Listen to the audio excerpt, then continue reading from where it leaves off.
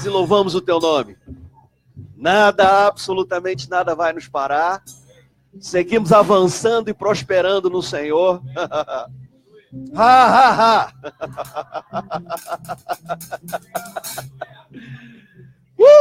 Aleluia.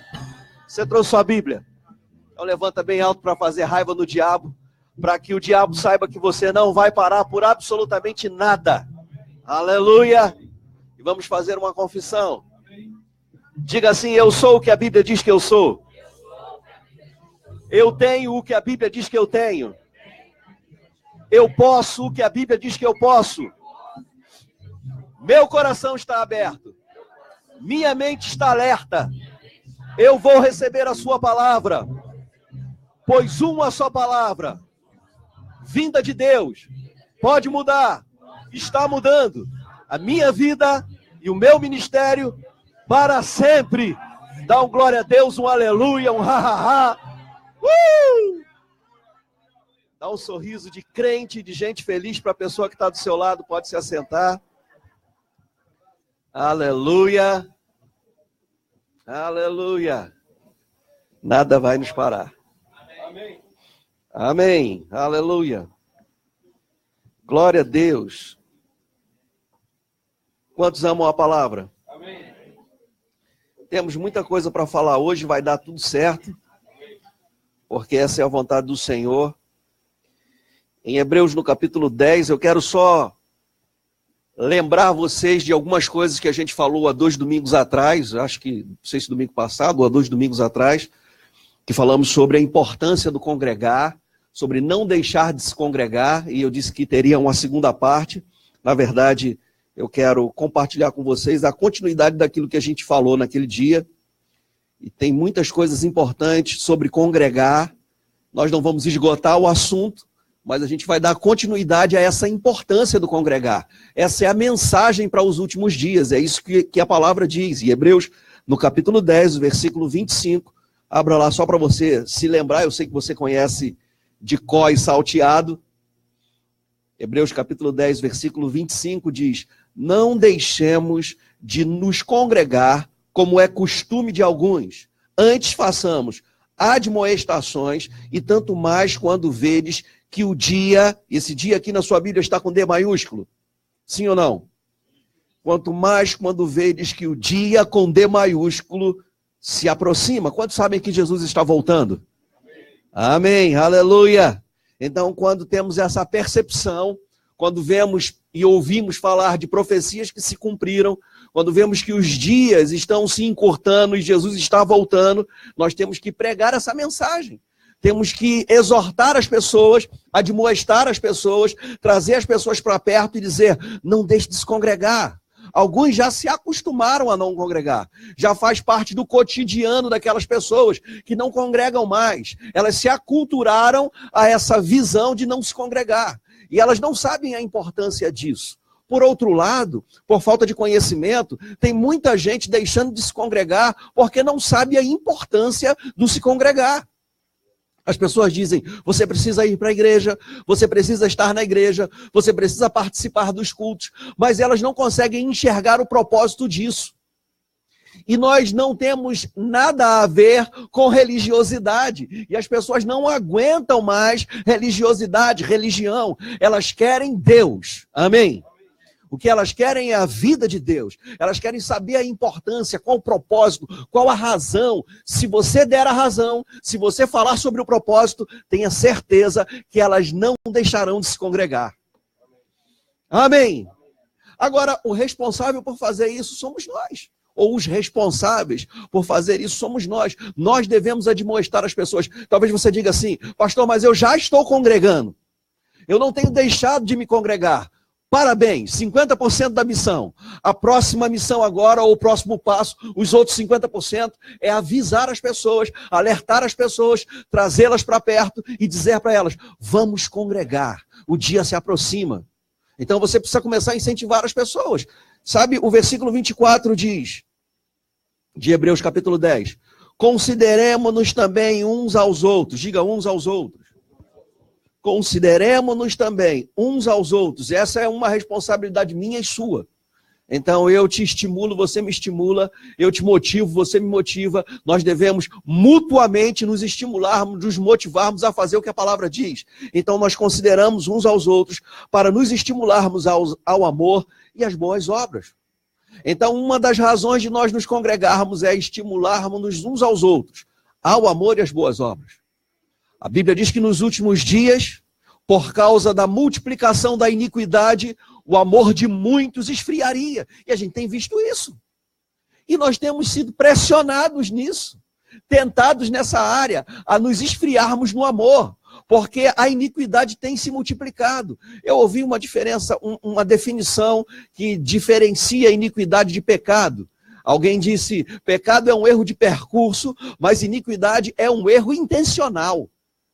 A pessoa sabe que é errado, mas ela quer andar no erro, e nos últimos dias isso iria se multiplicar. E por conta disso, pessoas iriam esfriar no amor. Mas quando nós nos congregamos, nós nos estimulamos a continuar andando no amor e andando em boas obras. Amém. Pessoas enfrentam situações difíceis e se desanimam e não tem como se animar novamente, porque escolheram não congregar. Decidiram não congregar. Mas nós que decidimos congregar, devemos avisar a elas que elas não devem deixar de se congregar, como alguns já se acostumaram a fazer. Amém. Nós nunca vamos nos acostumar a isso, amém? Estamos aculturados a essa visão da palavra de estar congregado. Hoje pela manhã, Josi ministrou a palavra e falou sobre a importância de relacionamentos. Relacionamentos é algo do coração de Deus. Foi Deus quem disse, antes de Adão expressar qualquer necessidade, qualquer carência, Deus disse, não é bom que o homem esteja só. O ser humano é um ser social, deve viver em sociedade. Quando um ser humano quer viver isolado, desconectado, é uma deficiência, é um problema. O homem vive em sociedade. O homem saudável, são, ele quer ter relacionamentos. Amém. Agora, a importância que a Bíblia dá ao congregar é que no congregar, como Josi disse pela manhã, nós nos relacionamos com pessoas leais, com pessoas maduras, algumas imaturas, mas que estão no processo amadurecendo.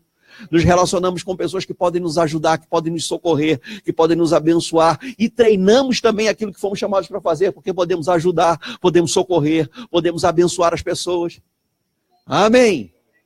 As pessoas estão procurando lá fora aquilo que nós temos aqui dentro. E quando eu digo aqui dentro, eu não estou falando dentro dessas quatro paredes, eu estou falando dentro da igreja, do corpo de Cristo. Temos esperança. Amém. Nos últimos dias, como vimos na palavra, os homens serão ingratos. Na igreja temos pessoas gratas. Amém. Pessoas que sabem expressar gratidão, que sabem dizer obrigado, que sabem reconhecer aquilo que você faz por elas. Amém. Então é importante que a gente esteja congregado, também é importante que a gente avise as pessoas que elas não devem deixar de se congregar, elas não devem aceitar essas sugestões que vêm do diabo, que vêm do inferno, de deixar de congregar. Elas precisam congregar. Nós precisamos de ajuda, precisamos de pessoas. Como Josi disse pela manhã, os recursos, as ferramentas, não foi exatamente as palavras que ela usou, mas eu vou tentar falar, mas as ferramentas que Deus tem para nos abençoar, elas se multiplicam quando nós aumentamos a nossa rede de relacionamentos. E quando eu falo de relacionamento, eu não estou falando de mídia, de Facebook, ok. Depois eles me dão uma porcentagem. Não estou falando de rede de relacionamento na internet. Tenho 5.000 amigos, só conheço 3. Se você precisar do socorro de um desses 5.000 amigos, dificilmente eles vão socorrer você. Não estou falando disso, estou falando de congregar, estar junto. E tem uma passagem, a gente vai avançar um pouco, muito interessante em Romanos, no capítulo 12, eu quero que você abra lá, por favor. Aleluia. Glória a Deus, que bom que você está empolgado com a palavra. Diga, Deus é bom. Todo o tempo Deus é bom. Aleluia. Romanos, carta de Paulo aos Romanos, no capítulo 12, a partir do versículo 9.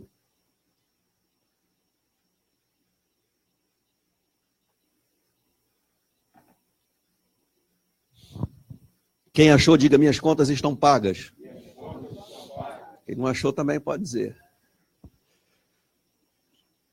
Está aqui atrás de mim não, né? Romanos capítulo 12, a partir do versículo 9, diz assim: o amor seja sem hipocrisia. Diga, o amor seja sem hipocrisia. Então é possível que pessoas digam estar andando em amor e esse amor seja cheio de hipocrisia. Ou não haja sinceridade nesse amor, que é uma outra palavra que define ou que traduz essa palavra no grego hipocrisia. Sem sinceridade. O amor seja sincero, sem hipocrisia. Todas as vezes que você lê a palavra amor na Bíblia, ou algum texto falando sobre amor, vai falar sobre comportamento ou sobre ação. Porque amor bíblico não é sentimento, não é emoção, é um comportamento. Deus amou o mundo de tal maneira que deu. Quando você ama, você faz alguma coisa. O amor sincero sempre te move a fazer alguma coisa. Amém. Glória a Deus. Então o amor seja sem hipocrisia. Detestai o mal. Temos falado sobre posicionamento, sobre se posicionar. Posicione-se em relação ao pecado, posicione-se em relação àquilo que não é bom. Deteste o mal. Não faça concessão a absolutamente nada que venha do diabo. Tudo que vem do diabo só vem para roubar, matar e destruir. Deteste. Se tem algo que você tem que detestar, é o mal. Amém. Detestai o mal. Como a gente detesta o mal? Se apegando ao bem. Deteste o mal, se apegando ao bem. Amai-vos cordialmente uns aos outros. Diga, uns aos outros. Porque pode parecer que só a gente tem que fazer, mas é claro que a responsabilidade é com o que a gente tem que fazer. Mas nós devemos amar uns aos outros. Amém. Amai-vos uns aos outros cordialmente, com amor fraternal. Aleluia. Sabe, esse cordialmente fala do amor, vem da origem da palavra filéu, que é um amor de família. Mas nós somos uma família. Somos a família da fé. Nós temos que enxergar que nós somos uma família. Entender que, de fato, somos a família do Deus vivo. Somos a família da fé. E nós temos que nos amar dessa forma. Sabe, dar a importância, sentir falta, se colocar no lugar. Amém. Amai-vos cordialmente uns aos outros com amor fraternal. Esse amor de irmão e irmã. Sabe, quando alguém, eu não sei se você... Eu fui irmão mais velho, né? Então, e a diferença de idade entre eu e meu irmão é de 7 anos. Acho que 7 anos. Então, eu era na época, eu não era crente, tá, gente? Mas era o herói lá do meu irmão e da galera que andava com ele.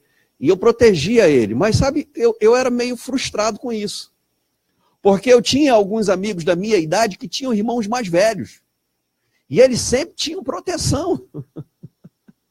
A gente já sabia com quem a gente podia se meter, porque a gente já conhecia o irmão mais velho.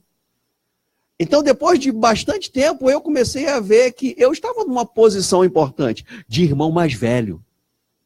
Sabe, a gente tem que se proteger.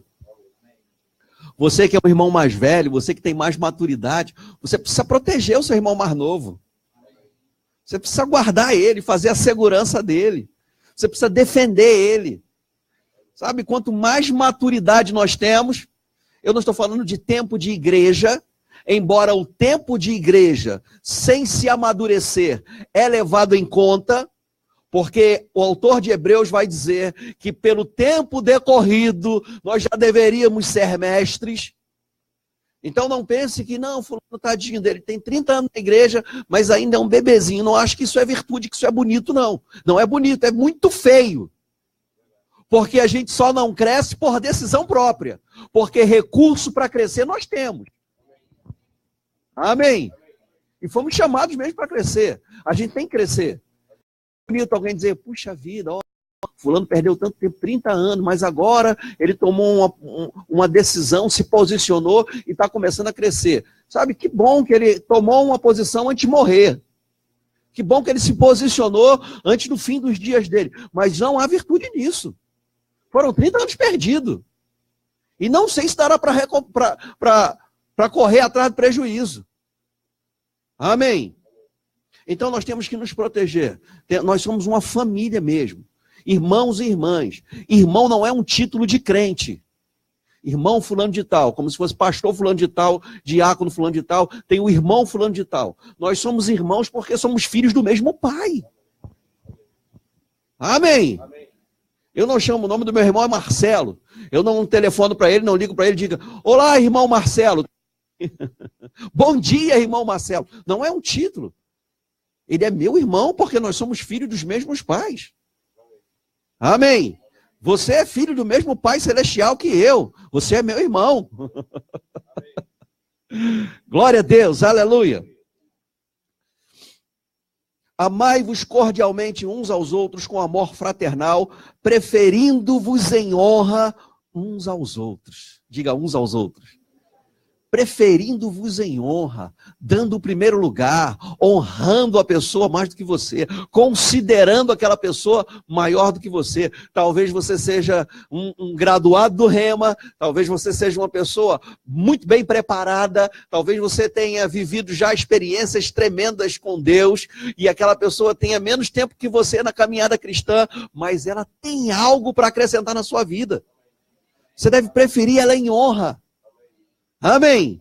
Sabe, todas as nossas qualificações não faz de nós pessoas melhores do que outras. Amém? Não somos mais amados porque somos mais qualificados. A nossa qualificação nos dá mais responsabilidade.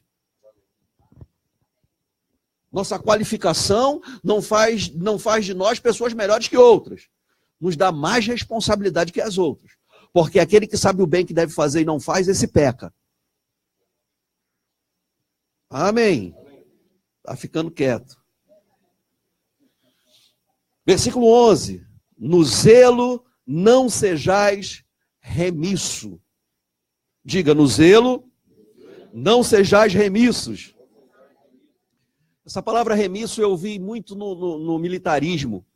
Quando cumpri meu serviço obrigatório, serviço militar obrigatório, alguns recrutas eram chamados de remisso. Fulano é remisso.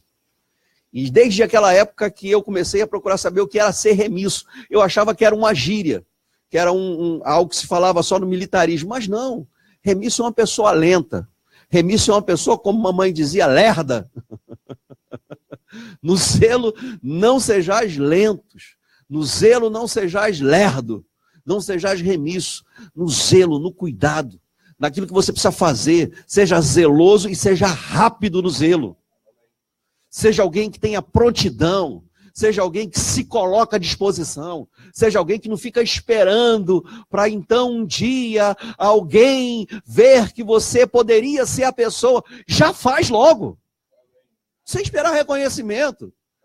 No zelo, no cuidado com a prática da palavra, no cuidado com uma vida de adoração, com uma vida de oração, com uma vida de louvor, com crescer e investir na sua própria vida para cumprir o chamado do Senhor. Não seja remisso. No zelo não seja remisso. Naquilo que você precisa se dedicar com zelo, naquilo que você precisa ser zeloso, não seja lento. Sabe, não, eu estou esperando, porque eu vou fazer com cuidado. Faça logo. Sabe, quando pessoas decidem errar, quando pessoas decidem pecar, elas são zelosas e não são remissas para pecar. Planejam, elaboram, investem, não tem distância, não tem tempo, não tem clima, elas cometem o erro muito rapidamente. Se preparam e erram mesmo. Elas não. E no passado, antes de conhecermos Jesus, éramos assim. Não sei quanto a você, eu era assim. Agora, se eu fui zeloso e fui rápido para errar, agora com a natureza de Deus, eu vou ser rápido para fazer o certo. Eu vou ser rápido naquilo que eu tenho que ser zeloso. Então, se você precisa ter uma vida de oração, como a palavra ensina, você precisa ser zeloso com a sua vida de oração, não seja remisso com relação a isso. Algumas pessoas têm andado em meias verdades. Então, sim, saber que você tem que fazer é metade da verdade. A outra metade é o que você já sabe que tem que fazer, faça rápido. No zelo, não seja remisso. Tem as suas responsabilidades com a família, tem as suas responsabilidades com os filhos, tem as suas responsabilidades com os pais, tem as suas responsabilidades com a igreja local, tem as suas responsabilidades com o seu chamado. Não seja remisso naquilo que você tem que ser zeloso. Agora, lembre-se, nós estamos falando de uns aos outros, estamos falando de corpo, estamos falando que essa é uma responsabilidade nossa, de todos nós, amém? Independente de qual seja a sua função. A Bíblia ensina, por exemplo, aquele que ensina, esmere-se no fazê-lo. Não é só ensinar, ou não é só saber ensinar. Sabe ensinar, ensina, se dedique ao ensino. De duas maneiras. Adquirindo conhecimento e praticando aquilo que você sabe. Amém. Aleluia. No zelo não sejais remissos, sede fervorosos de espírito. Diga, fervorosos de espírito. Então, seja fervoroso de espírito. Seja fervorosa de espírito.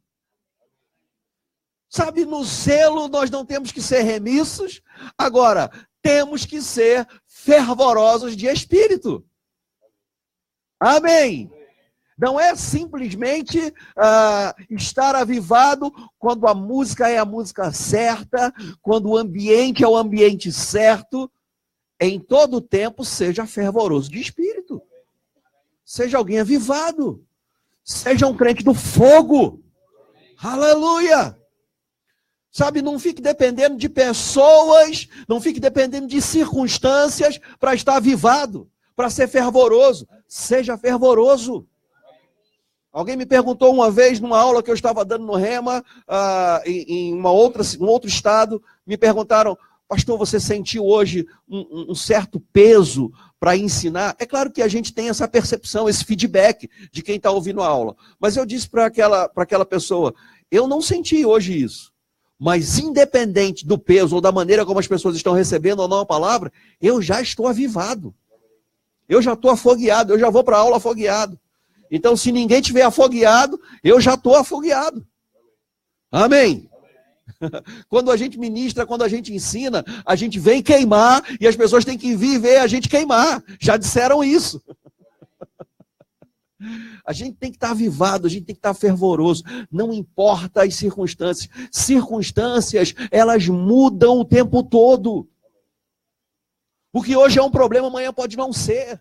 E o que não é, pode até ser. Mas nós já entramos no problema vitoriosos e mais do que vitoriosos e saímos dele da mesma forma. A nossa condição de vencedores e mais do que vencedores não muda por causa das circunstâncias. Então seja fervoroso.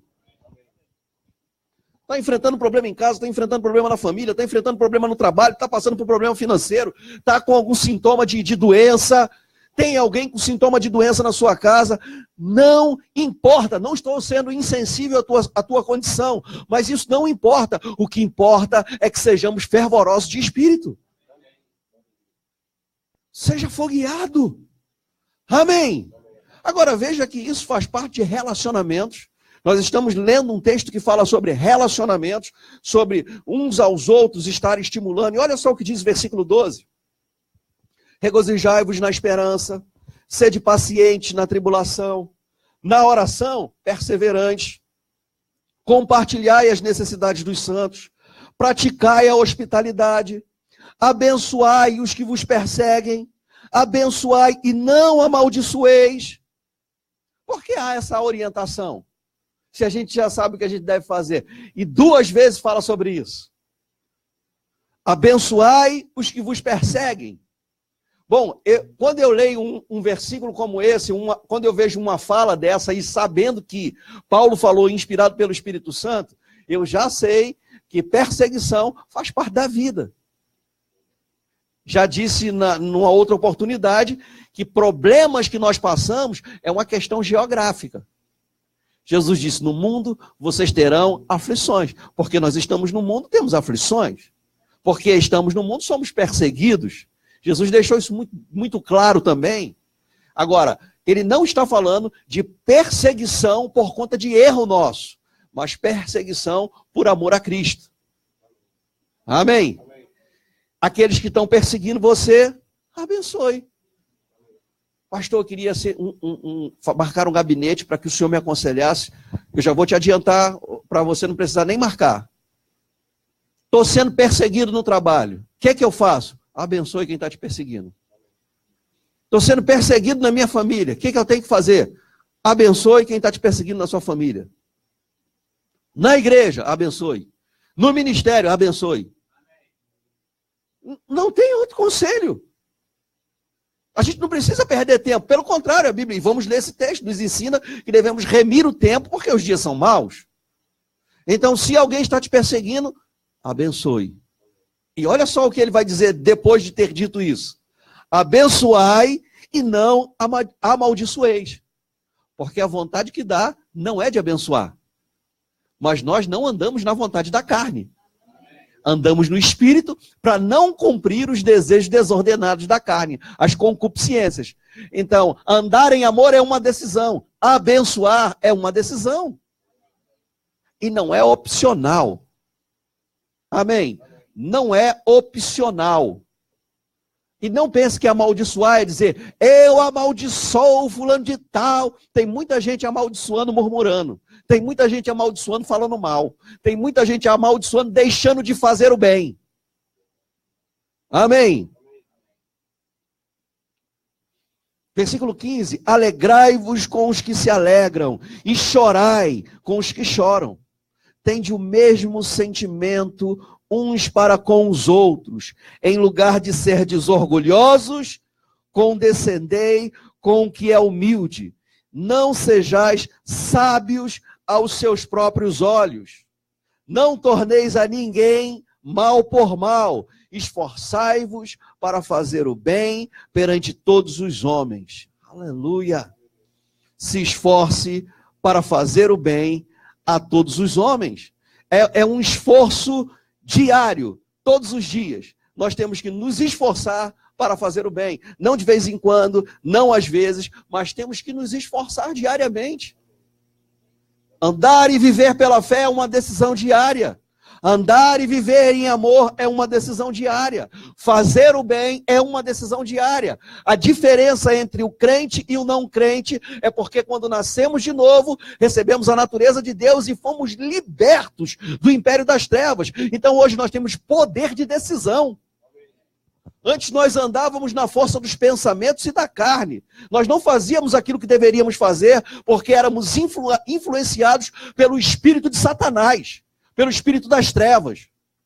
Estávamos debaixo dessa influência. Hoje saímos totalmente do império das trevas. Estamos no reino do Filho do amor de Deus. Hoje temos liberdade para escolher, para tomar decisões. Para a liberdade foi que Cristo nos libertou. A Bíblia diz, se pois o Filho vos libertar, verdadeiramente sereis livres. É por isso que quando erramos, é responsabilidade nossa confessar os nossos erros e nos arrepender, pedir perdão. Porque nós erramos por escolha própria. Não somos forçados. Meu Deus, eu não queria errar, mas eu fui forçado. O diabo me pegou, me empurrou e me colocou ali naquela situação de erro. Mentira! Se você é nascido de novo, isso não acontece com você. A Bíblia diz que não sobrevirá sobre nós nenhuma tentação além da nossa força ou nenhuma tentação sobre-humana. E juntamente com a tentação, Deus envia um escape. A Bíblia diz, o pecado não terá mais domínio sobre você. Não tem mais domínio. Não domina mais a sua vida. Ou seja, se eu não sou mais dominado, eu sou livre. Livre do pecado. Livre do diabo. Você é livre. Para a liberdade foi que Cristo te libertou. Agora não use, veja como é responsabilidade nossa. Não use da liberdade para dar ocasião à carne. Amém. Aleluia. Que bom que você é fervoroso de espírito. Agora abra lá em Efésios no capítulo 5. Depois você pode continuar como lição de casa lendo Romanos capítulo 12. Mas a gente vai ganhar um pouco de tempo.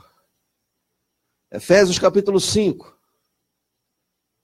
Vamos ler a partir do versículo 14. Efésios 5, 14. Pelo que diz: desperta, ó tu que dormes, levanta-te de entre os mortos, e Cristo te iluminará, ou te esclarecerá. Quando alguém está dormindo, e se a gente pudesse imaginar algo assim, muitas pessoas mortas, e uma pessoa deitada do lado desses corpos sem vida, dormindo, se aquela pessoa não fizesse algum movimento, você não saberia identificar quem está morto e quem está dormindo. Ou seja, alguém que está dormindo é contada como que morta. Qual a diferença entre o morto e o que dorme? É que o que dorme pode se levantar, pode despertar. Agora o texto diz que a responsabilidade de despertar é de quem está dormindo. Não é Deus envia um despertamento para que aquelas pessoas que estão adormecidas se levantem. Não, é desperta você que dorme. Sai do meio dos mortos, para de se comportar como alguém que está morto espiritualmente. Você já não precisa mais viver como alguém morto espiritualmente, porque você já tem a vida de Deus. Então se levanta.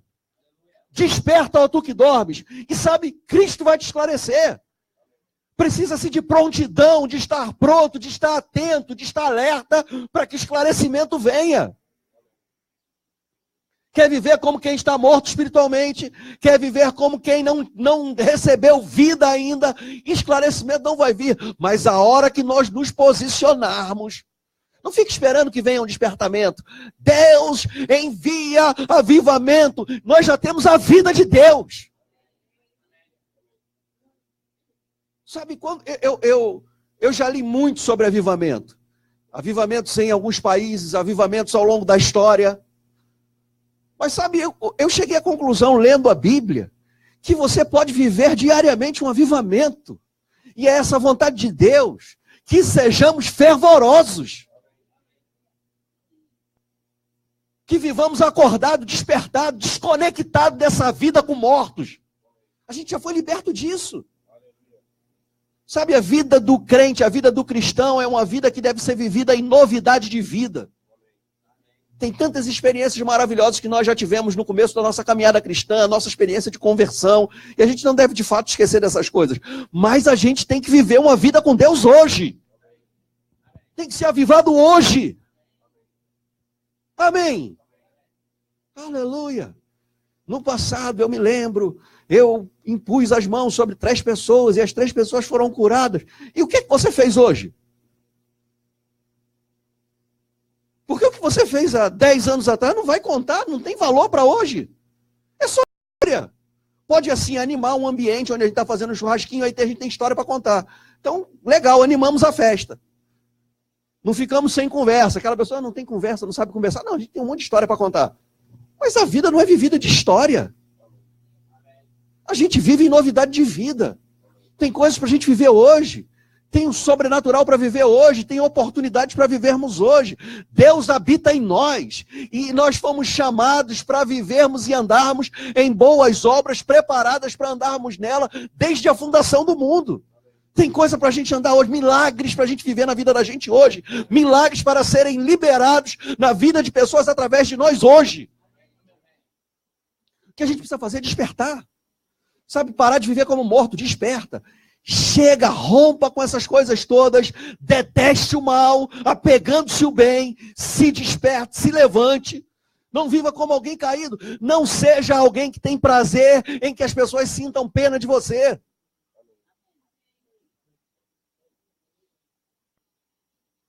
Sabe, a gente não tem que ficar contando história triste, conte histórias de alegria. Sabe, passei 3 ou 4 dias com uma reação alérgica que nunca tive por causa de poeira. Eu estou vivendo o milagre de Deus agora. O diabo não vai calar minha voz, não vai fechar minha garganta, não vai impedir que eu fale, não vai me manter cansado, não vai me manter com dor. Eu vou pregar o evangelho debaixo da unção e desfrutar de cura divina. Se alguém tem que parar, é o diabo. Se alguém tem que retroceder, é o diabo. Se alguém tem que desanimar, é o diabo. A gente se levanta e faz. O diabo não vai me manter em casa vendo Fantástico. O diabo não vai me manter em casa vendo novela. O diabo não vai me manter em casa reclamando da vida. O diabo não vai me manter em casa porque eu tenho pessoas que sabem pregar e que são excelentes no ministério para me substituir. O diabo não determina o que a gente faz. Enfermidade não determina o que a gente faz. Falta de dinheiro não determina o que a gente faz. Somos movidos pelo Espírito. E eu vou ser avivado, fervoroso, aconteça o que acontecer. Diga o que quiser dizer. Oh, aleluia!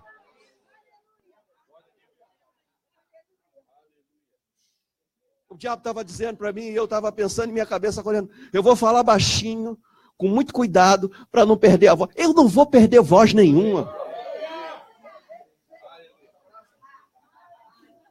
E nem vou falar pouco hoje, menos.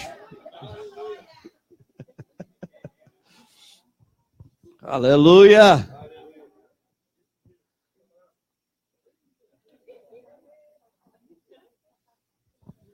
Pelo que diz, desperta, ó tu que dormes, levanta-te de entre os mortos e Cristo te iluminará. Portanto, vede prudentemente como andais, não como nécios, e sim como sábios.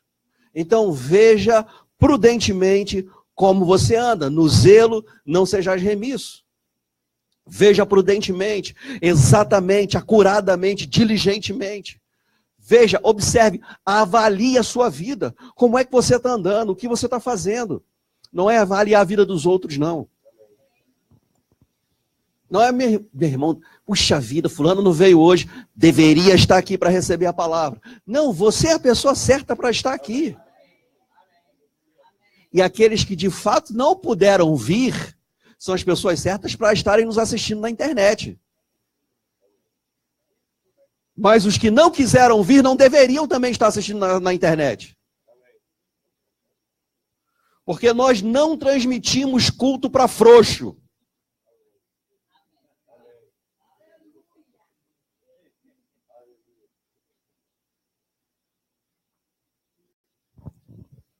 Oh, aleluia. Vede prudentemente como andais, não como nécios. Você não pode andar como alguém insensato, ou como alguém que é tolo. Decida viver uma vida onde você não viva desse jeito, como um insensato, como um tolo. E observe isso prudentemente. Avalie a sua vida, as decisões que você tem tomado, o que você tem feito, como você tem agido. Eu tenho agido como uma pessoa sábia ou tenho agido como um tolo, como uma tola? Como alguém insensato, insensata? Não, eu estou agindo com sabedoria. É isso que a Bíblia está dizendo. Vede prudentemente como andais, não como nécios, e sim como sábios. Eu já disse a diferença de sabedoria e inteligência. Inteligência todos nós temos. Sabedoria é de Deus. É divina. Amém? Existe uma sabedoria terrena, que a Bíblia fala, uma sabedoria carnal e uma sabedoria diabólica. A Bíblia está falando para nós vivermos como sábios. Está falando da sabedoria divina, é lógico. Amém? É uma sabedoria que vem de Deus. Tiago disse, aquele que não tem sabedoria, peça a Deus, que dá liberalmente, não lança em rosto. Então ande como sábio. Sabe? Seja diligente para tomar decisões sábias. Uma decisão sábia é uma decisão fundamentada na palavra e inspirada pelo Espírito Santo. Guiado pelo Espírito Santo, dirigido pelo Espírito Santo. Porque Jesus é a sabedoria de Deus. Jesus é a palavra de Deus. Então precisamos ser sábios. Amém.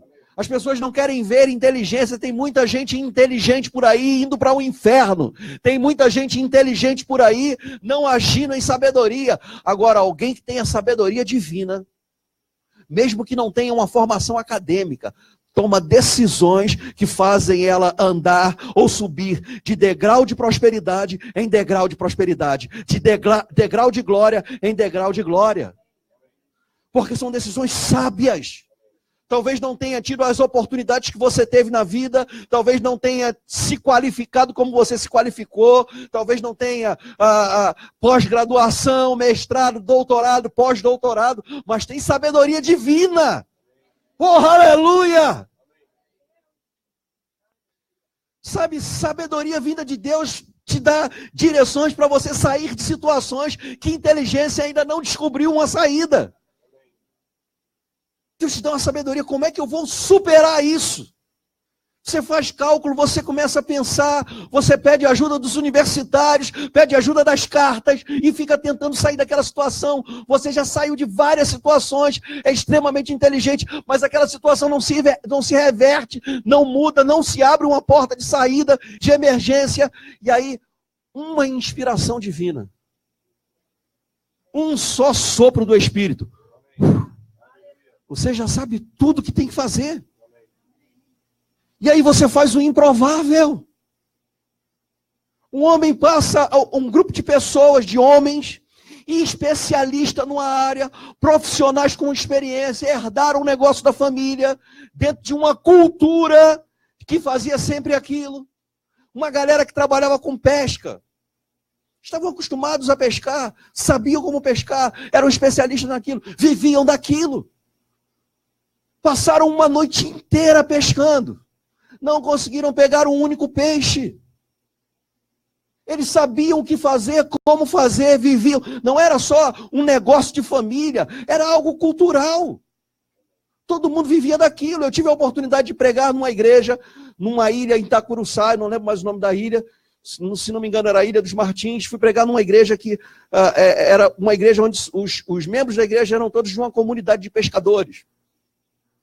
Então preguei nessa igreja, no final do culto, eles disseram, espera um pouco, vamos passar o arrastão para você levar uns peixes para casa. E eles passaram o arrastão na praia e a gente levou a mala do carro cheia de peixe, eu e um outro irmão amigo nosso. Fomos pregar lá, maravilhoso. Sabe, eles sabiam o que fazer, sabiam como fazer, mas aqueles homens, eles passaram a noite toda tentando pescar, não conseguiram pescar nada, Jesus pediu o barco deles emprestado. Sabe, você às vezes pensa, eu não sei como sair dessa situação, e vem uma inspiração divina, semeie, plante uma semente, faça apenas emprestar um barco. Imagina, eu não sei se você já se frustrou em alguma coisa que você fez para ter recurso financeiro. Então você vai fazer um serviço, ou você trabalha um dia num lugar, e você não recebe no final daquele dia. Sabe, o trabalho não rende, ou não pagam aquilo que acordaram com você que ia pagar, e você não consegue trazer sustento para casa. É frustrante. Passaram a noite toda trabalhando, não conseguiram pegar um único peixe. Provavelmente estavam chateados. Mas o fato de estarem chateados não os impediu de semear, de serem solícitos à necessidade de Jesus, e eles não sabiam nem para que era, e Jesus disse, preciso do barco de vocês. E eles deram o barco, emprestaram, semearam o barco no ministério de Jesus. Depois de Jesus ter feito tudo o que tinha que fazer, ele disse para eles, agora vai para o barco. E lança a rede do outro lado. Não era do lado certo. Não era do lado que eles sabiam que era o lado certo. Passaram toda uma noite tentando e não conseguiram. Mas uma só palavra de sabedoria. Não estou falando do dom da palavra da sabedoria. Eu estou falando de uma palavra de sabedoria. Uma instrução divina. Uma inspiração que veio de Jesus. Jesus disse, vai e faça. E eles disseram, nós passamos a noite toda fazendo, não conseguimos absolutamente nada, mas sob a sua palavra lançaremos a rede. Ou seja, a inteligência deles, a especialidade deles, a familiarização com aquele tipo de trabalho, tudo que eles foram treinados a fazer, não trouxe resultado, mas uma única palavra trouxe sustento para eles. Eles encheram o barco a tal ponto de ter que chamar as outras pessoas, os outros pescadores, para se aproximarem, para ajudar, porque senão o barco ia afundar. Tamanha a bênção. É como o profeta Malaquias disse, janelas dos céus estão abertas sobre a nossa vida. Lá no Velho Testamento elas iam abrir quando eles fizessem, sobre a nossa vida já está escancarada. Agora, Malaquias disse, inspirado pelo Senhor, que viriam bênçãos tais, que a gente não ia ter lugar para contê-las. Isso não quer dizer que a gente vai ter tanto para tirar onda, isso quer dizer que a gente vai ter tanto para abençoar outros. Amém. Aleluia! Então não vede prudentemente como andais, não como necios e sim como sábios, remindo o tempo, porque os dias são maus. Sabe quem resgata o tempo? Quem traz de volta o tempo? Somos nós. O dia tem 24 horas, nunca vai aumentar esse número de horas num dia. Eu queria que o dia tivesse 26 horas, nunca vai ter. Nunca será. Só tem 24 horas.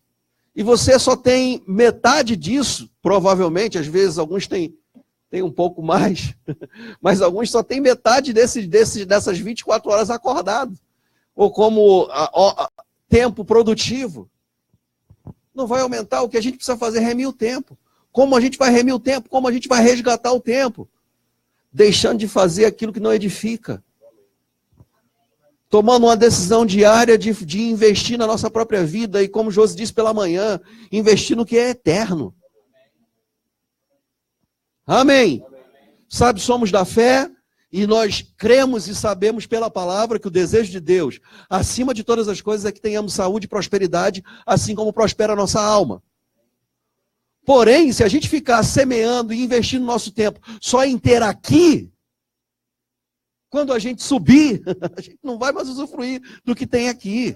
Viva uma vida de excelência, viva uma vida de prosperidade, há provisão, Deus supre a nossa necessidade, mas invista no homem interior do coração, invista no seu crescimento espiritual. Sabe, não fique o dia todo confessando só a sua casa, não fique o dia todo só confessando o seu carro, não fique o dia todo confessando o aumento do salário.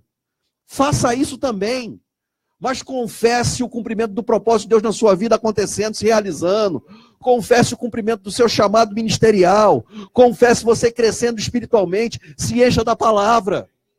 Oportunidades para evangelizar. Oportunidades para ensinar a palavra. Oportunidades para impor as mãos sobre os enfermos. Amém. Aleluia. A vida é mais do que carro. A vida é mais do que casa. Para nós, então, que conhecemos a palavra, a vida é mais do que esses 120 anos aqui na terra. Aleluia.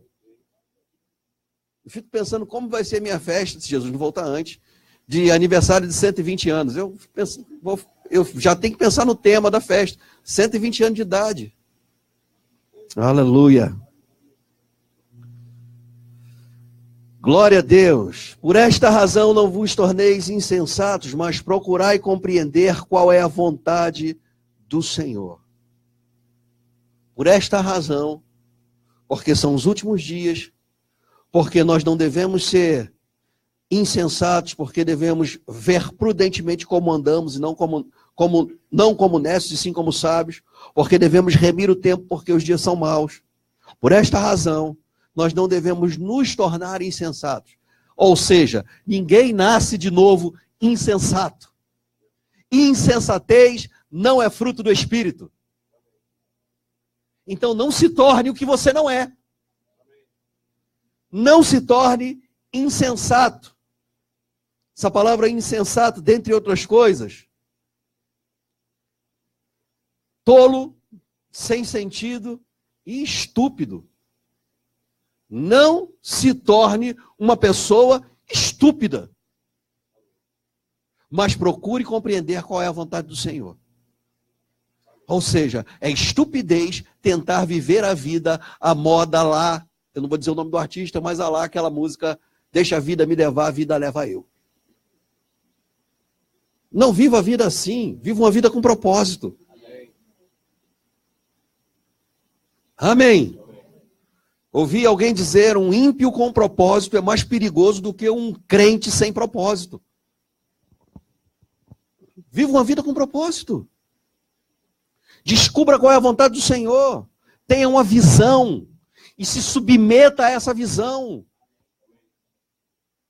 A melhor definição de visão que eu já ouvi é: visão é um conjunto de propósitos. Então temos propósitos específicos e temos um propósito de Deus para a nossa vida. Então não seja insensato.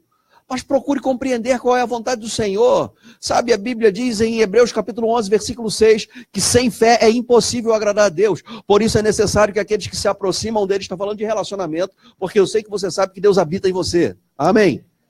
Por isso é necessário que aqueles que se aproximam dele creiam que ele existe e que ele se torna recompensador ou galardoador daqueles que o buscam. Quando você busca o Senhor, há uma recompensa. Sempre que a gente fala de recompensa, a gente pensa no que de fato também é recompensa, que são coisas materiais, mas há uma recompensa chamada compreensão da vontade do Senhor. Quando você está buscando ao Senhor, fica cada vez mais claro dentro de você qual é a vontade do Senhor para a sua vida, qual é o seu chamado, qual é o propósito da sua existência, quais os seus desígnios. Deus tem planos e propósitos para a nossa vida. O nosso Deus é um Deus de planos e propósitos. Então, quando buscamos ao Senhor, vai ficando claro, a percepção vai crescendo, e uma vez que você sabe qual é o seu chamado, qual é o tema do seu chamado, você começa a viver uma vida com propósito. Digamos que alguém está buscando ao Senhor, crescendo no Senhor, e aí ela entende em Deus que foi chamado para ser um pregador do Evangelho. Para viver da pregação, a Bíblia diz, aquele que prega o Evangelho, viva também do Evangelho. Então a pessoa entende que esse é o chamado para a vida dela, é parte da verdade. Não quer dizer que ela vai começar a fazer aquilo que Deus chamou ela para fazer imediatamente. Ela não vai entrar para o ministério imediatamente, ela sabe que foi chamada, mas existe um tempo de separação, que não depende dela. Amém? Mas ela já sabe, eu já sei, fui chamado para o ministério. Fui chamado para pregar, ainda não sei se sou apóstolo, profeta, evangelista, pastor ou mestre, mas eu sei que fui chamado para pregar. E a maior responsabilidade e a unção sobre os 5 ministérios é para pregar. Amém? Não tem quem seja chamado para um dos 5 ministérios que não sabe pregar. Eu já ouvi isso por aí. Fulano foi chamado para ser pastor, mas ele não tem o dom da palavra. Então ele não foi chamado para ser pastor. Fulano foi chamado para ser evangelista, mas assim, ele não tem o chamado para pregar. Então ele tem o chamado para quê? Amém? Ele deve ter sido chamado, como todo crente, para evangelizar. Porque esse é o ministério da reconciliação, que todo crente tem. Mas se você foi chamado para um dos 5 ministérios, talvez você não seja especialista em pregação, porque você ainda não começou. Mas você tem como a gente diz, um cacuete para pregar. Você sabe que fulano ainda está errando o português, ainda não sabe o tempo certo, ainda tropeça nas palavras, mas tem uma unção para pregar. Tem um chamado. Está pegada. Então a pessoa já sabe, porque compreendeu que ela foi chamada para pregar. Aí ela começa a buscar o Senhor. E aí descobre que foi chamado para pregar e falar especificamente de um determinado assunto. Então eu fui chamado para pregar e fui chamado para falar sobre cura divina. Meu ministério é pregar sobre cura divina. Meu ministério é pregar sobre prosperidade. Meu ministério é pregar sobre fé. Então você já sabe qual é a vontade do Senhor, está começando a compreender qual é a vontade do Senhor. Como você não é estúpido, está procurando compreender qual é a vontade do Senhor, uma vez que você sabe qual é a vontade do Senhor, invista em crescer naquilo que é a vontade do Senhor para a sua vida. Então assim, você vai conhecer sobre muitos temas bíblicos, mas o tema que você vai mais investir na sua vida é aquele que você foi chamado para ministrar. Então se eu fui chamado para falar sobre prosperidade, eu vou ler mais livros sobre prosperidade do que sobre cura divina. Eu vou ler também livros sobre cura divina, sobre fé, sobre evangelismo, sobre missões, sobre vários temas, mas prosperidade foi o que eu fui chamado para falar. Então eu vou participar de seminários, de conferências, vou ouvir homens e mulheres de Deus que falam sobre esse tema, eu vou me encher da palavra nessa área, vou crescer nisso, vou orar sobre isso, vou confessar isso, chamar a existência isso na minha vida, vou pregar sobre isso. Porque é o que Deus me chamou para fazer. Nós não fomos chamados para fazer tudo. Fomos chamados para fazer algo específico para o Senhor. Se você não está procurando compreender isso, você está agindo com insensatez. Então, volte para o que a palavra diz e comece a procurar qual é a vontade de Deus para a sua vida. Todo aquele que pede, recebe. Todo aquele que bate, abre para ele. Todo aquele que busca, acha. Se você buscar compreender qual é a vontade do Senhor para a sua vida, só tem uma coisa que pode acontecer. Você compreender qual é a vontade do Senhor para a sua vida. Porque todo que busca, acha. Amém? Não é buscar e achareis. É busque e ache. O que busca, acha. Amém? Mas eu ainda não sei, porque você não está buscando. Amém? Bom, é bom que eu fale isso também. Eu estava conversando com uma pessoa há alguns dias atrás. Algumas pessoas têm uma experiência espetacular. Sobrenatural é o que a gente vive normalmente, no cotidiano. Já vivemos no sobrenatural. Amém? Esse ambiente aqui é um ambiente sobrenatural, porque você pode entender coisas pelo Espírito que talvez eu não esteja nem com a intenção de falar, mas o Espírito Santo pode pegar aquilo que eu estou falando e falar algo específico ao seu coração. Nós já vivemos o sobrenatural naturalmente, no cotidiano, mas às vezes pessoas testemunham de experiências espetaculares que tiveram com o Senhor com relação ao chamado. Alguns viram pessoalmente, tiveram uma visão de Jesus, um anjo trouxe um recado, foram arrebatadas ao céu. Eu já li sobre muitas experiências, já ouvi muitas experiências espetaculares que pessoas tiveram. Por outro lado, eu também já ouvi testemunhos de pessoas que simplesmente se acharam dentro do chamado. Ou seja, você não tem que ter uma experiência espetacular para saber qual é a vontade do Senhor para a sua vida.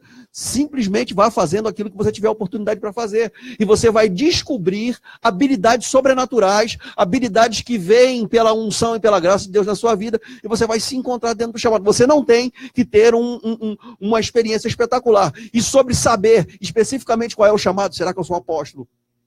Será que eu sou profeta, evangelista, pastor ou mestre? Você não tem que necessariamente saber disso imediatamente. Simplesmente faça aquilo que você percebe a graça para fazer. Não fica agoniado com isso, não. Porque o maior interessado em que você saiba o que Deus te chamou para fazer é Deus. O que você precisa fazer é buscar o Senhor. Não ficar agoniado. Meu Deus, eu não sei o que eu faço da minha vida, eu não sei se eu sou apóstolo, não sei se eu sou profeta. Não, você não precisa saber disso agora. Você precisa ir fazendo aquilo que você tem a oportunidade de fazer. Se Deus quiser que você saiba agora o que você foi chamado para fazer, Ele vai te falar de algum jeito. O que você precisa estar fazendo para que Ele te fale é buscando ao Senhor.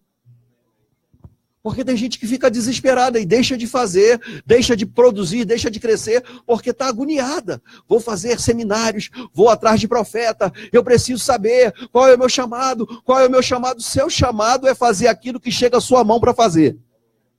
Esse é o seu chamado. Não fica preocupado com nenhuma outra coisa. Se Deus quiser que você saiba, Ele vai te falar. O que você precisa estar fazendo é buscando o Senhor. Procurando compreender qual é a vontade do Senhor, não sendo insensato. Versículo 18. A gente já está terminando, quase. Pelo menos esse texto aqui. E não vos embriagueis com vinho no qual há dissolução, mas enchei-vos do Espírito. Diga para a pessoa que está do seu lado, enchei-vos do Espírito. Enchei-vos do Espírito, é se tornar cheio, completo e continuamente. Ter a medida máxima, ficar até a tampa cheio do Espírito Santo. Diariamente, não é a experiência do batismo com o Espírito Santo. A experiência do batismo com o Espírito Santo, com a evidência de se falar em outras línguas, é a porta de entrada. É a primeira experiência. A vontade de Deus é que a gente viva diariamente, continuamente, cheio do Espírito Santo.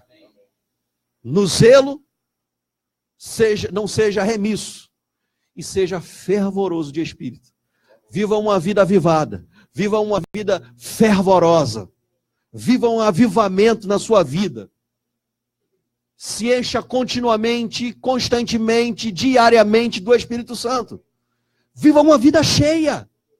Amém. Essa é a vontade do Senhor. Não é quando o coral Vozes Angelicais estiver cantando, aí então a unção vai vir e eu vou falar em línguas e sapatear. Se o pregador vier, aquele pregador que vai liberar uma rajada de glória, uma rajada de aleluia. Oh, aleluia. Não é só quando for assim.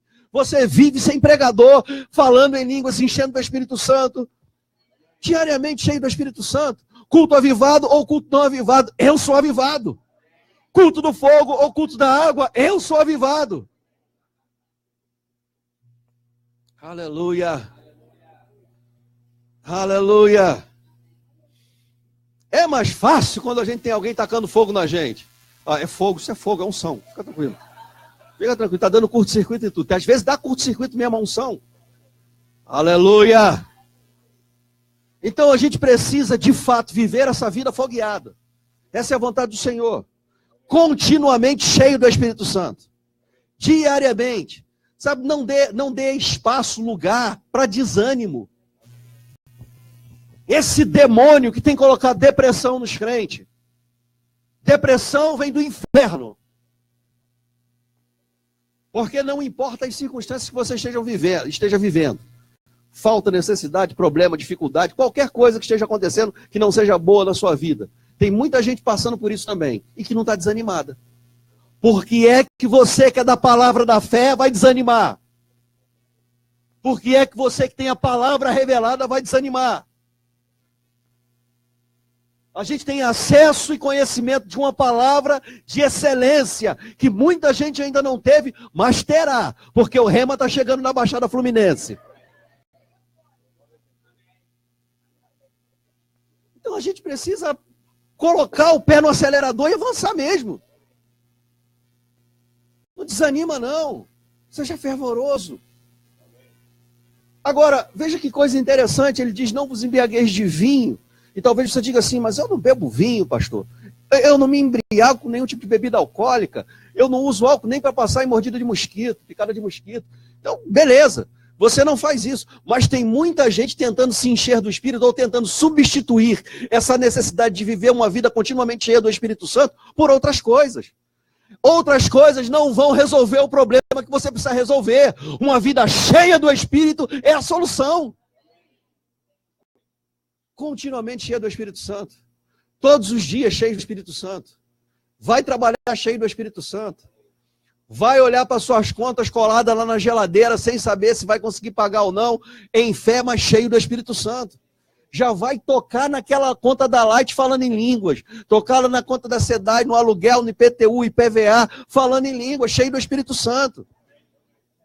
A conta está falando com você, você não vai me pagar, e você está falando para ela, dá uma risada na cara do diabo. Agora não desanima. Pastor, isso é coisa de maluco. É exatamente isso, é exatamente isso. As coisas de Deus são loucura para o mundo. Fomos salvos pela loucura da pregação. Você quer viver uma vida sã, uma vida direitinha, tudo. Não tem esse negócio de vida direitinha. Vida direitinha é viver uma vida do sobrenatural. Uma vida cheia do Espírito Santo. Amém. Agora vamos começar a concluir. Aleluia.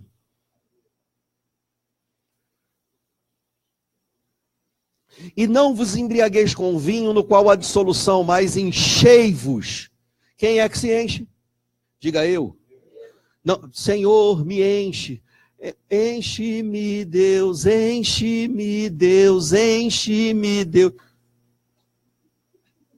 E aí Deus deve estar cantando lá no céu, enchei-vos você, enchei-vos. Você se enche do Espírito. Amém. Enchei-vos do Espírito. Continuamente enchei-vos do Espírito. Se encha do Espírito. Como é que se enche do Espírito? E aqui tem uma questão que eu não quero pregar contra o ter a sua vida de intimidade com o Senhor, o seu lugar de oração, embora eu discorde do fato de que você precisa assistir um filme chamado Quarto de Guerra para começar a praticar a oração. Você tem a palavra antes do filme. Você tem o Espírito Santo antes do filme. O filme é uma bênção, mas nós somos inspirados pela palavra. Inclusive passamos o filme aqui. Não tem problema assistir o filme. Mas não é o filme que vai me motivar a ter uma vida de oração. É a palavra e o Espírito Santo. Então, eu sei da importância de ter uma vida pessoal com o Senhor, de passar horas orando em língua estranha, línguas estranhas, sozinho, orando com Deus, foi o que me manteve em pé em muitas situações, é o que me trouxe até aqui hoje, orar muito em outras línguas, mas esse texto não está falando sobre isso. E quando Jesus diz para entrar no seu quarto em secreto e orar ao seu Pai em secreto, que vai te recompensar em secreto, ele não está estimulando a você ter um quarto de guerra na sua casa. Porque algumas pessoas disseram, pastor, mas eu não tenho um closet daquele tamanho que eu possa tirar todas as coisas, botar no outro closet da casa. Um closet para minha esposa e um closet para mim. Então eu vou tirar as coisas do meu closet, vou botar no closet dela, e o meu closet vai virar um quarto de guerra de oração. Eu tenho um guarda-roupa que não é nem a roupa toda dá. Como é que eu vou entrar lá para orar? Se você tem, e a gente está crendo para ter mesmo, nosso escritório, nosso quarto de oração. Mas enquanto não tem, você é a casa de oração. Mas Jesus não estava falando sobre isso. Jesus estava repreendendo os religiosos que queriam hipocritamente orar na praça e passar uma imagem de mais espiritual do que eram. E de fato nem eram. Jesus disse, eles já receberam o galardão deles. Agora você não faz isso. Mesmo que você esteja vivendo uma vida de oração e ninguém está vendo, a sua vida de oração no secreto vai trazer recompensas no secreto. Agora, eles já receberam o galardão deles. Jesus não estava dizendo que você tinha que ter um quarto secreto. E quando a gente lê esse texto falando sobre viver uma vida continuamente cheia do Espírito Santo, nós lembramos exatamente do primeiro versículo que nós lemos, Hebreus 10, 25, não deixar de se congregar. Então, quando nós congregamos, nós nos estimulamos mutuamente ao amor e às boas obras, mas quando nós congregamos também, nós juntos nos enchemos do Espírito Santo, porque nós vivemos essa vida continuamente cheia do Espírito Santo, como lemos aqui, nos relacionamentos, falando entre nós, diga entre nós. Então, nós nos enchemos do Espírito Santo falando. Falando onde? Na congregação. Falando entre vós. Falando entre vós, não é calado, mas falando. Falando onde? Entre vós. Mesmo que você esteja desanimado, talvez você tenha enfrentado problemas difíceis demais, mas aí você veio congregar. Nós lemos lá em Romanos capítulo 12, nos alegramos com aqueles que se alegram, choramos com os que choram, estamos juntos, nos estimulamos mutuamente. Então alguém começa a falar, outro começa a falar, outro começa a falar, outro começa a falar em línguas, outro começa a cantar, outro começa a liberar salmos, outro fala por inspiração, e nós começamos a nos encher do Espírito, e a gente naquele ambiente onde a unção coletiva está em manifestação, começamos a nos encher também. Porque pessoas estão vivendo friamente, porque não estão congregando. O carvão afastado da brasa, ou melhor dizendo, a brasa afastada das outras brasas, vai virar um carvão apagado. Agora pega um carvão apagado e coloca no meio da brasa. Vai alimentar a chama. Vai ficar embrasado também. Pega lá aquele monte de carvão que está afastado e diz para ele, não deixe de se congregar, como alguns já se acostumaram a fazer, e traz para a brasa. Daqui a pouco vai estar vermelhinho, pegando fogo também, queimando também. Essa é a vontade do Senhor. Sabe, que a gente viva essa vida avivada. E como é que a gente faz isso? Falando entre vós, com salmos, entoando e louvando de coração ao Senhor, com hinos e cânticos espirituais, dando sempre graças por tudo ao nosso Deus e Pai. Veja uma vida de gratidão, em nome do Senhor Jesus Cristo. E, versículo 21, sujeitando-vos uns aos outros no temor de Cristo. Relacionamento. E se você continuar lendo, você vai ver que a Bíblia vai continuar falando, o texto vai continuar falando de relacionamentos das mais diversas áreas, em contextos diferentes, mas que garante uma vida cheia do Espírito Santo. Cada um cumprindo o seu papel, no ambiente familiar, no ambiente de trabalho, no relacionamento marido e mulher, no relacionamento pais e filhos. Cada um fazendo, cumprindo o seu papel, vive uma vida cheia do Espírito Santo. Começa se falando entre nós. Tudo começa na congregação. Tudo começa no congregar. Nós nos congregamos, nos enchemos do Espírito Santo, nos energizamos, começamos a ficar afogueado e a gente sai daqui para ser o melhor pai, uma melhor mãe, o melhor marido, uma melhor esposa, o melhor filho, o melhor profissional, o melhor patrão, o melhor profissional, funcionário melhor.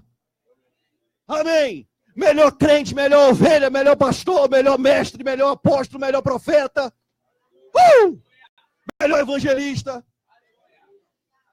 Você começa a funcionar melhor porque você está avivado. E quanto mais você funciona melhor naquilo que você foi chamado para funcionar, mais avivado, mais cheio do Espírito Santo. Amém. A Bíblia diz que a mulher deve ser submissa ao seu próprio marido. Nos versículos seguintes, que o marido deve amar a esposa como Cristo ama a igreja. A partir da onde o marido começa a amar a esposa como Cristo ama a igreja e a mulher submissa ao seu marido como ao Senhor. a partir daquele lugar onde você se enche do Espírito. A partir de uma vida avivada, cheia do Espírito Santo. E aí você começa a ser melhor naquilo que Deus te chamou para ser. E à medida em que você funciona, um pai como um melhor pai, uma mãe como uma melhor mãe, um filho como um melhor filho, um esposo como melhor esposo, uma esposa como melhor esposa, melhorando nas diversas áreas de contextos de relacionamento que nós estamos inseridos, mais avivados nós ficamos, mais cheios do Espírito Santo. Amém? E continuamente cheios do Espírito Santo. Só que esses relacionamentos que a gente vai ler aqui, não vai ler hoje, mas que você vai continuar lendo em casa, esses relacionamentos que a gente está inserido, por causa dos relacionamentos, há um desgaste natural. E aí, à medida em que você vai usando da plenitude que você alcançou para o relacionamento, você vai esvaziando, mas você se enche continuamente. Então, continuamente você está se enchendo individualmente, no seu lugar secreto, mas quando chega o dia de se congregar, oh, aleluia, então a vida da gente vai crescendo. Então, quando congregamos, nós nos estimulamos mutuamente a continuar andando em amor, a continuar andando em boas obras. E nós nos enchemos do Espírito Santo. Vivemos uma vida cheia do Espírito Santo. Esse é o lugar, não o prédio, mas o lugar onde a gente está congregado. Esse é o lugar onde nós nos enchemos do Espírito Santo. Esse é o lugar onde temos a oportunidade, quando estamos congregados, de falar em outras línguas, de cantar e entoar e louvar a Deus de coração, de liberar salmos, hinos, cânticos espirituais, falar por inspiração. A Bíblia diz que o Espírito Santo ele habita em nós para glorificar Jesus. Você deixa o Espírito Santo fluir através de você. Você abre a sua boca, canta em línguas, canta em português, mas por inspiração. E você começa a se encher. E a pessoa que está do seu lado começa a se encher também. Ela não sabe o que fazer. Ela olha para um lado, está um dando glória. Olha para o outro, está outro dando aleluia. Olha para trás, está alguém cantando. Para frente está alguém dançando. Ela vai fazer o quê? Vou fazer também. E se enche também. Aleluia. Eu sei que tem uns crentes à prova de fogo, mas eu vou dizer. Está chegando o tempo onde a gente vai estar tão afogueado que não tem crente à prova de fogo que vai resistir. É aquela brasa, aquele carvão que vai embrasar à força. Gente que é churrasqueiro, que faz churrasco, você às vezes tem uns carvão ruim, né? Aí você tem lá o carvão bom, aquele carvão legal, você bota lá, a coisa está pegando, aí você acabou o carvão, compra outro saquinho de carvão lá. E a loja, o lugar bom que a gente compra o carvão, está fechado, aí compra mais ou menos. Não é boa qualidade. Aí você bota lá o carvão por cima da brasa, demora a pegar. Parece que o carvão está encharcado na água, não pega de jeito nenhum. Mas com o passar do tempo, vai pegar. Ah, vai. Pode demorar um pouco mais do que os outros. Pode não ter a mesma qualidade, mas vai pegar. Ele pode resistir, ele pode não concordar, mas se tiver no meio das brasas, Jesus vai pegar ele. Oh, aleluia. Vamos ficar de pé, o Ministério de Música vem para cá, por favor. Eu vou lhe dizer, não resista à unção. Resista ao diabo e ele fugirá de vós. A unção, não resista. Sabe, entra mesmo no mover, gera o mover, como dizia Smith Wigglesworth. Se o Espírito Santo não se mover, eu movo ele. Exatamente assim. Se o Espírito Santo não se mover, mova o Espírito Santo. Como é que eu movo o Espírito Santo? Falando entre vós, com salmos, hinos, entoando e louvando a Deus de coração, dando sempre em todas as circunstâncias graças a Deus, nos sujeitando uns aos outros no temor de Cristo. É assim que a gente vive uma vida avivada, uma vida cheia. Amém. Aleluia. Quando alguém fala aquilo que eu gosto pregando, eu dou glória a Deus. Quando alguém fala aquilo que eu não gosto, eu dou glória a Deus. Aleluia. Sabe, eu vou dizer, às vezes a gente tem que se comportar como a irmã obreira Dalva. Que a gente fala, o diabo veio para roubar, matar e destruir. Ela diz, aleluia, glória a Deus. Não é por aquilo que o diabo fez, é porque a gente está se enchendo. Oh, aleluia. Aleluia. Oh, glória a Deus. Se eu fosse você, eu começava a falar em línguas logo. Levanta a tua voz aí e começa a se encher. Tudo que você já sabia de solução, que poderia resolver o problema na sua vida, não resolveu até hoje. Sua inteligência, sua capacidade, suas decisões não trouxeram solução para alguns problemas na sua vida. Então, o que vai resolver é a sabedoria que vem de Deus. Se encha do Espírito. Não se embriague de vinho no qual há dissolução. Não se embriague de televisão. Não se embriague de pregação. Tem muita gente achando que ouvir um monte de pregação vai solucionar o problema. O que soluciona o problema é a prática da palavra. Ouvi 52 mensagens hoje. Quantas vezes você orou? Nenhuma. Ouvi todas as pregações de todas as igrejas Verbo da Vida hoje. Quantas vezes você praticou a palavra? Ainda não deu. Ouça uma mensagem e pratique aquela mensagem. Ouça a palavra e pratique aquela palavra. Se encha do Espírito. Você não ouve mensagem para competir com outro irmão que também está ouvindo mensagem. Eu ouvi três pregações, eu ouvi 4. Eu ouvi 5. Ganhei, eu ouvi 6. Não é competição. Você se enche da palavra para viver a palavra. Para praticar a palavra. É por isso que a gente não vê problema em que a gente ouça a mesma mensagem várias vezes. Porque a gente vai absorvendo. Sabe, aí alguém diz, eu já ouvi toda aquela conferência, 50 mensagens da conferência, e alguém diz, eu ouvi só aquela primeira. Mas eu ouvi, estou absorvendo, estou me enchendo da palavra, me enchendo do Espírito, seguindo aquelas instruções do homem de Deus, seguindo aquelas instruções da mulher de Deus, e minha vida está mudando. É por isso que alguém vai mostrar o currículo de quantas mensagens já ouviu, de quantos pregadores conhece. E o outro vai mostrar a vida. E vai dizer, aquele que eu ouvi, eu pratiquei. Eu não ouvi isso tudo. Não conheço todas essas pessoas. Mas aquele pouquinho que eu ouvi daquele homem chamado Pastor Bud Wright. Oh, aleluia. Oh, aleluia.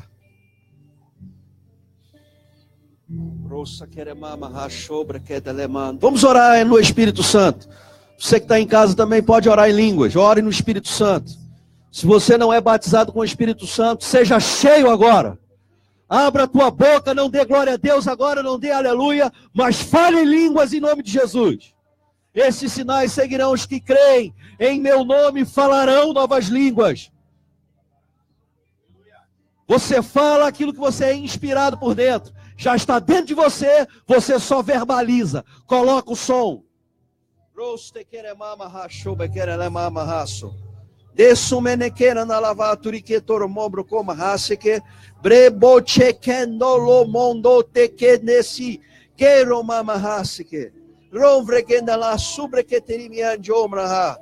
Oh, aleluia!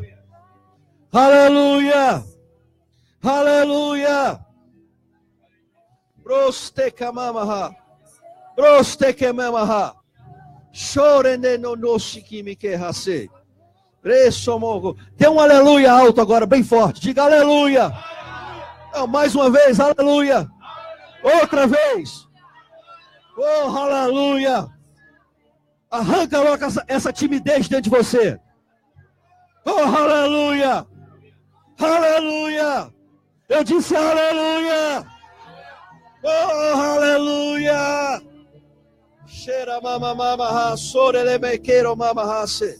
O diabo não vai te parar. As circunstâncias não vão te parar. A falta de dinheiro não vai te parar. Resposta negativa não vai te parar. Sintoma não vai te parar. Oh, aleluia. Aleluia. Nada vai te parar. Prendio dele que se me queira mamahacho. Corre se querer mamaha. Aleluia. Que sobre quem doce que me querer mamahacho.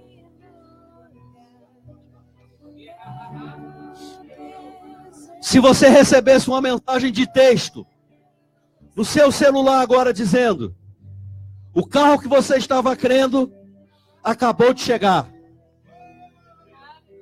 Se você recebesse uma mensagem de texto no seu celular dizendo: a casa que você estava esperando acabou de chegar. Se você recebesse uma mensagem de texto do seu celular dizendo: a família que você estava crendo, o cônjuge que você estava esperando, acabou de chegar. Eu vou lhe dizer, essa mensagem de texto já está na sua Bíblia, já chegou. Você já tem, já está aí. Aleluia! Você já tem a promessa, você já tem a palavra, você já tem a promessa, você já tem a palavra.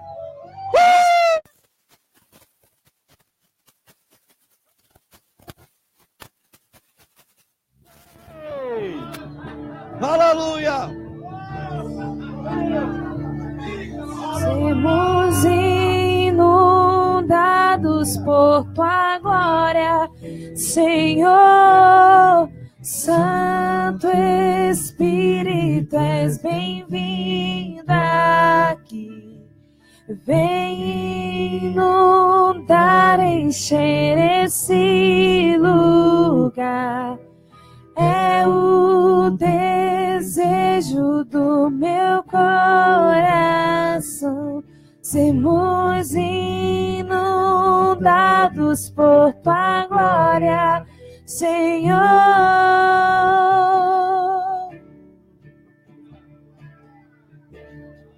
Por tua glória, Senhor.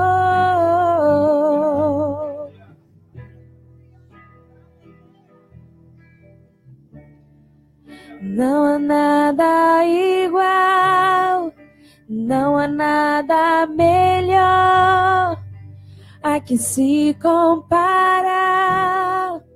Esperança viva,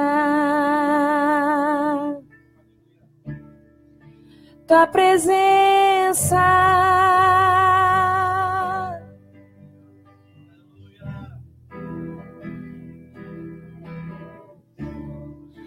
Eu provei e vi do mais doce amor que liberta o meu ser e a vergonha desfaz. Tua presença,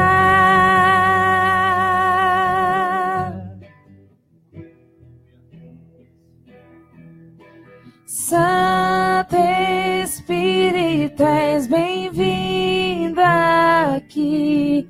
Vem inundar, encher esse lugar.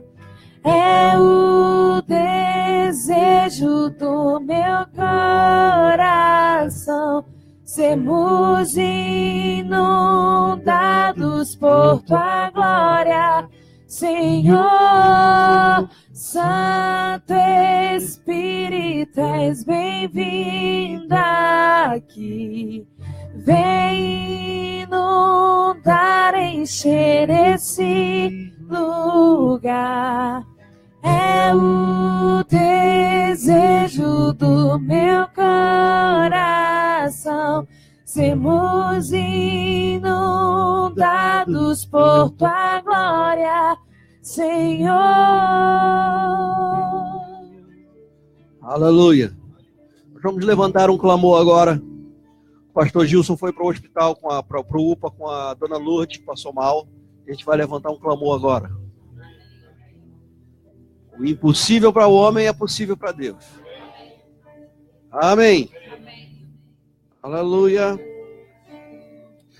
Pai, nós louvamos o teu nome, porque o Senhor é bom e a sua vontade é perfeita. Dona Lourdes é sua filha, é nossa irmã em Cristo Jesus, e nós oramos por ela agora como igreja do Senhor. E a sua palavra diz que a oração do justo, ela pode muito em seus efeitos. Nós oramos como igreja, Pai, para que a Dona Lourdes seja restabelecida, restaurada, o coração volte ao tamanho normal, o pulmão não seja mais comprimido e ela fique curada do topo da cabeça à planta dos pés. Pai, em nome de Jesus, nós clamamos ao Senhor, nós oramos ao Senhor, Pai, para que ela tenha saúde divina. Declaramos ela curada do topo da cabeça à planta dos pés. Pai, pelo pastor Gilson e pela Angélica, fortaleça eles, Pai, fortaleça essa família. Pai, em nome de Jesus, nós queremos ver a sua glória. Nós somos da fé e a sua palavra diz que se nós crermos, nós veremos a glória de Deus. Oh, aleluia! Assim será. Em nome de Jesus. Como diz o apóstolo Serjão, glória a Deus, assim será. Glória a Deus, assim será. Você pode dizer isso, diga, glória a Deus, assim será. Diga mais uma vez, glória. Outra vez. Glória a Deus, assim será. Aleluia. Em nome de Jesus. Obrigado, gente. Pode sentar. Aleluia.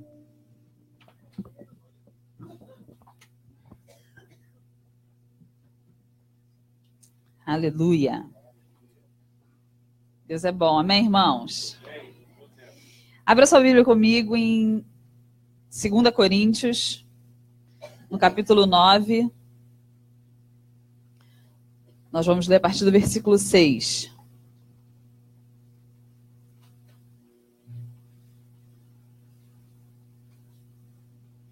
Aleluia.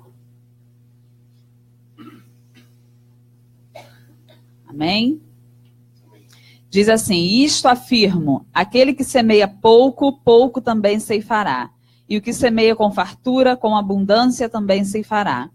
Cada um contribua segundo tiver proposto no coração, não com tristeza ou por necessidade, porque Deus ama a quem dá com alegria.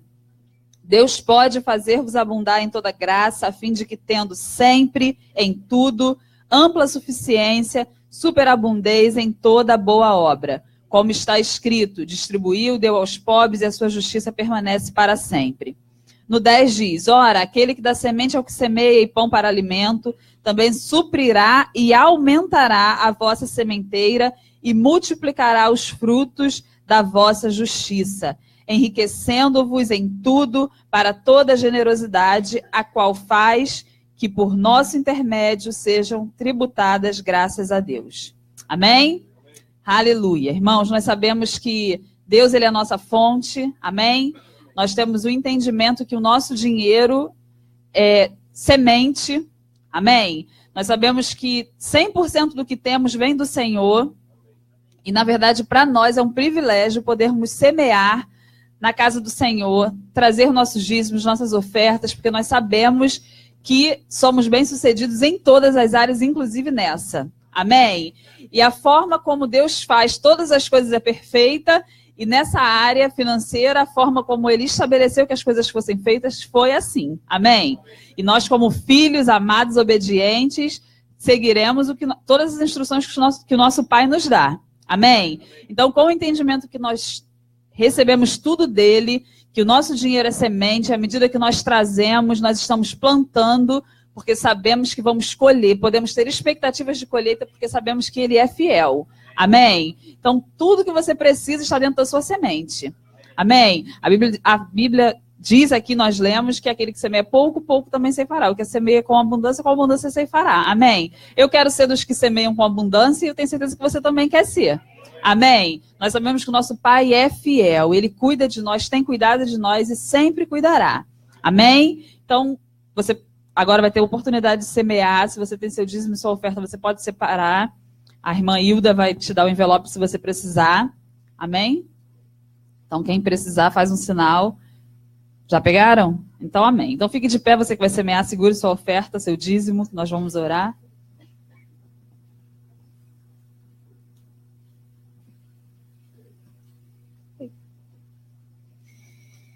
Aleluia. Segurei então. Pai, graças te damos, Senhor, pela oportunidade que temos de semear, Pai. Obrigada, Pai, porque você é a nossa fonte. Obrigada, Senhor, porque toda a nossa provisão vem de você, Pai. Sabemos que não precisamos temer, Pai, porque você tem cuidado de nós, Pai. Muito obrigada, Senhor, por cada semente que será semeada aqui, Pai. Obrigada, Senhor, pelos meus irmãos crescendo, avançando, Pai, colhendo, Pai, sobre essas ofertas, Pai, para a honra e glória do teu nome, Pai. Muito obrigada, Pai, em nome de Jesus, amém. Então você pode trazer seu dízimo e sua oferta.